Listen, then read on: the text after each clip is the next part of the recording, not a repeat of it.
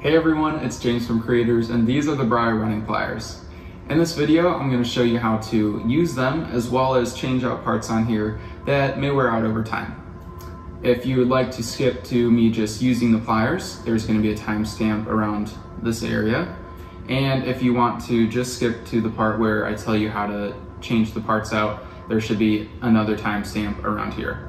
So you can go ahead and do that if you like, but I would recommend sticking around for the whole video. That way you know the most about these Brier running pliers.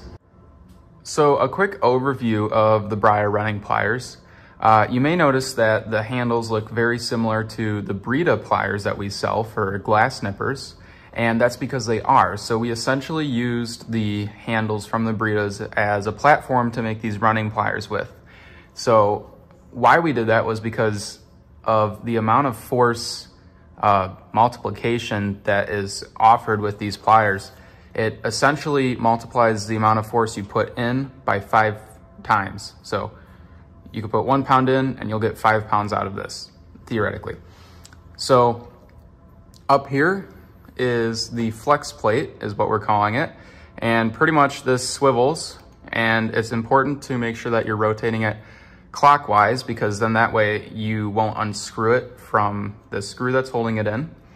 And what application this would be used in is, if you have a deeper inside curve that you need to reach or anything like that, I would go with having it set up like this. But honestly, you will be able to get by with just having it in this straight position like such. So what's also neat about this is, let me see if the camera can get it. There's a tiny slot here, which allows this plate to flex even more. That's what we call it, the flex plate, for really thin strips. So you can easily run a 1/4 inch strip and cut that in half, so you have 2 1/8 inch strips with this. So it would be really nice for fusing and things like that as well. This can run anywhere between, the thin fusing glass, and it can easily run 5mm glass. So another thing too is this rubber ball here. It's a hard durometer rubber ball. And what's important about that is that it's very forgiving, in the sense that if this ball isn't directly under your score, if it's off by a little bit, because we're all human, we make mistakes, it's very forgiving because it won't welt your glass and take chips out of it. So that's a really nice feature about this. And lastly, there's this thumb screw here, similar to the Britas. So this adjusts pretty much the gap between the pliers here. So if you're working with thicker 5mm glass, you can just unscrew this screw and you can easily get a lot more clearance in between the jaws of here. So that is essentially all the parts you need to know about this. And the flex plate here is going to be a replaceable part, so we'll sell replacement parts for this.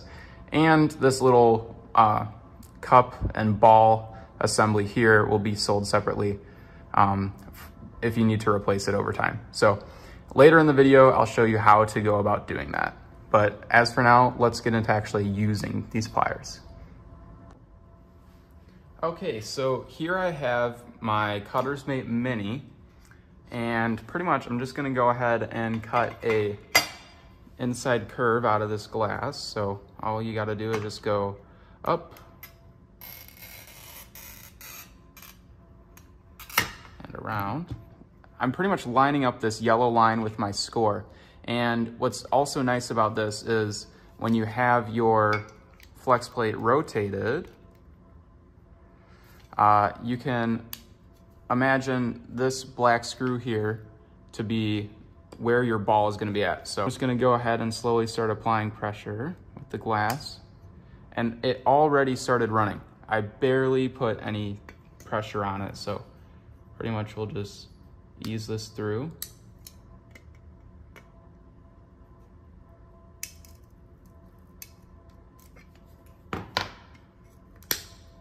And there you go.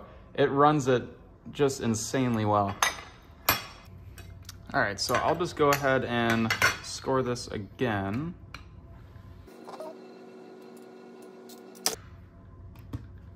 So now I'm gonna take our flex plate and rotate it 90 degrees clockwise. And now we're gonna go ahead and run this inside curve. So now you can see I'm pretty much imagining this black screw here to be where my ball is at. So pretty much if you imagine your black screw to be right over your score, that's right where you want it. So pretty much you're gonna wanna keep this perpendicular to your score no matter where you're at. So perpendicular here, perpendicular here, perpendicular here. So we're just gonna go slowly start applying pressure. You heard that it already ran, and it ran there, and there you go. So it makes getting these thin little pieces out of your glass very, very easy. And it's also good for really little pieces too. Now for the maintenance part of this video, the only replaceable parts on here that you'll need to replace are the rubber ball down here possibly, and the flex plate up here. So first I'm gonna show you how to take this flex plate out. So what we're gonna do is simply hold your flex plate in place and just loosen the screw. Be sure not to lose this spring because the spring helps keep the flex plate in place. So now this will just come out and you will have your replacement one. So we'll say that this is the replacement one. All you have to do is take this extruded circle up here and just set it into this recession up here. And then take your screw with the spring and feed it down into here. And it helps to kind of hold the flex plate in place while you're doing this. And just gently start threading it in there. Now it doesn't have to be super tight because you may run the risk of penetrating through the top of this, through the top of the flex plate. So all it needs to be is just a little snug and you'll be good. So that is the easiest way to probably replace a part like this. So you don't have to mess with rubber or anything like that. Just simply unscrew it and screw your new piece in. Next is the rubber ball here. So what you're gonna wanna do for that is take your screw and remove it from the pliers. And you'll notice that there's this metal pin sticking out of the bumper here. So we're just gonna go ahead and take that out. Now, it may be kind of snug because we don't want it to fall out and we don't want you guys to lose it. So there you go. And all you have to do with this is feed it into this hole that's down here. And I would recommend holding on to this ball because it's gonna pop out. So I'm kind of using my 2 fingers here on like the sides of it so that it can still push out. There you go, you see it? And then you can just simply remove that, take your pin and set that aside. And now let's say we have our new replacement ball. All you do is just simply set it in this cup here, push it down, and then give the pliers just a little squeeze, and that's just gonna ensure that this piece is pushed down all the way.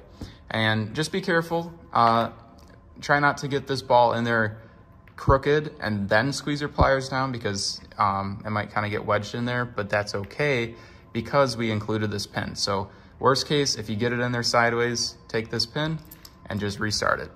And then once you're done with it, this is really important, put it back where it was. That way you'll have it for next time. And finally, we'll take this screw and just re-screw it into the pliers. And you can set it back to your desired distance between the pliers.